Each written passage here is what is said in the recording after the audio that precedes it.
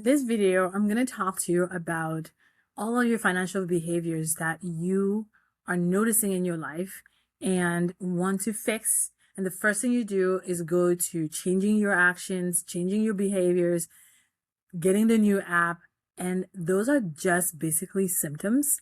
And I'm going to walk you through how to identify them, how to ask yourself powerful, high value questions to help you see what is the root of these symptoms, and that's what you need to be treating instead of focusing so much on the behaviors.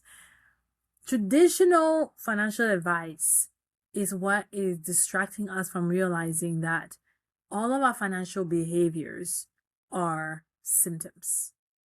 We are used to hearing if we overspend, we need to download a budgeting app. If we overspend, we need to go see a financial advisor to help us really use our money well and to allocate it properly. If we are not saving money, we need to come up with a new saving challenge, maybe go on the no spend challenge and use envelope methods. So there are always a strategy for one behavior that doesn't fit the lifestyle that we want to live. Those have proven to be effective to a certain point. They're not necessarily sustainable long term because we still have not addressed the root problem of why we show up that way in our lives. Imagine walking into a doctor's office, and before you've talked about anything and they've noticed maybe a couple of things about you, they immediately schedule you for brain surgery.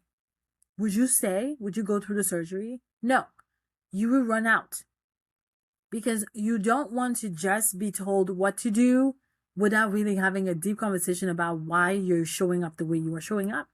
What's the purpose of the surgery? What are we trying to fix? How long is the surgery going to take?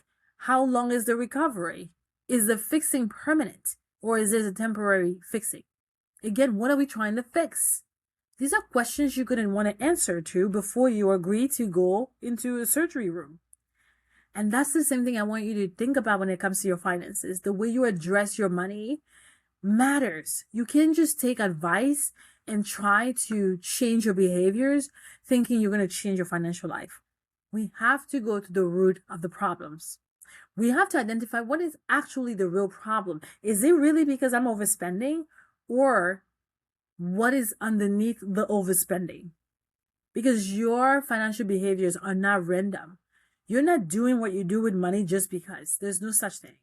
There is value in investigating and finding out why really you behave the way you do. Because once you see those patterns, and there are patterns that you have been missing, once you see them, you cannot unsee them. And if you see them, our brain is wired for solving problems. Once you see those patterns, it's going to want to figure out a way for you to either learn new patterns, unlearn the old patterns, or be a different person. A different person, not from the outside, but the person that you aspire to be. And that's when you're going to be able to identify, oh, these are the behaviors that I actually want to practice. So all of a sudden, it's kind of an emergence.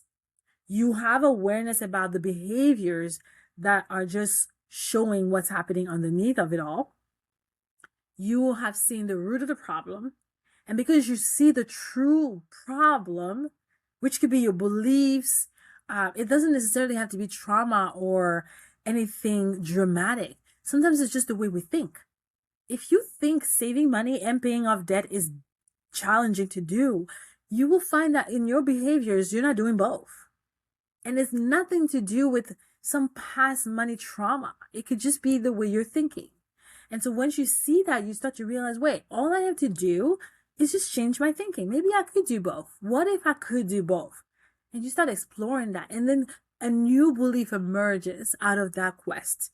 You start to realize, well, let me test it out. You use the easy saving system. And so if you're interested in using that, that's a powerful method of saving money that makes saving money effortless.